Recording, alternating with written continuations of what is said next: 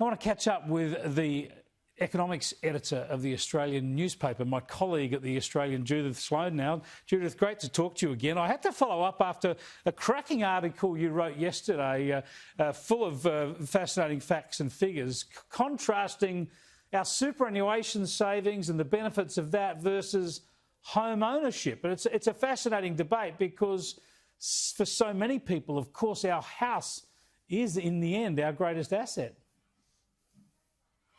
Well, Happy New Year, Chris, and it's great to be here. And I'm the contributing economics editor. I don't want to offend Adam Crichton here. Look, I just found this absolutely fascinating to write, by the way, Chris, because really there is, I think, a view that home ownership in Australia is falling.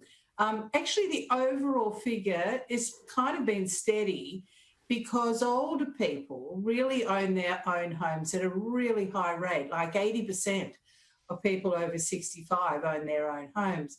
Where there has been a significant decline has been the 25 to 34-year-olds. Now, you know, you can probably think about your children. There's a lot of scenic movement for that group, double degrees, master's degrees, overseas travel. So there has been a big decline in home ownership for that group, but there has also been a big decline in home ownership for the next group, which is like 35 to 44-year-olds. Now, that I think is a concern, because it seems to me that if someone hasn't got a house by the age of about 44, they may not necessarily get one. So I think this is a kind of pattern of movement that's really worth politicians having a good look at. Yeah, it's a very important debate. Yeah, you don't want people having to pay rent when they're retiring, as you've pointed out. That's a route to real financial stress. And there's the debate now about increasing compulsory superannuation payments. Now, if that 2 or 3% of your income went into your mortgage instead of superannuation, you might be better off. But, of course, people will often spend that money anyway. Is there a chance for some more imaginative schemes here where perhaps some of your superannuation savings could be transferred across to help pay off your mortgage? Look, we do have a scheme along those lines, and let me just quickly cover that point.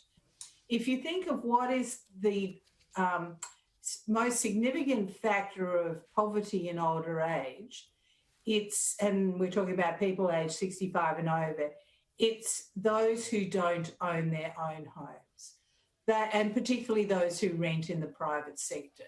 So really that's the kind of thing we want to avoid. We don't want an increasing proportion of older people renting in the private sector.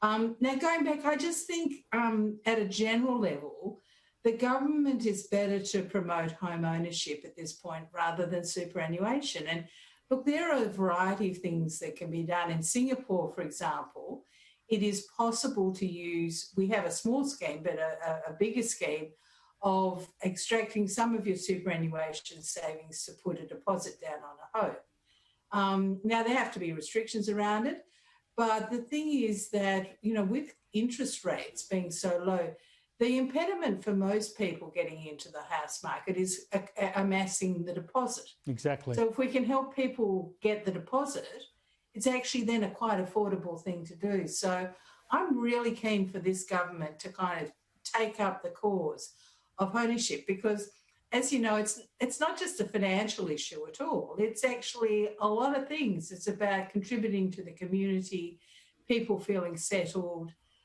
social capital, you think of your neighbours and the like.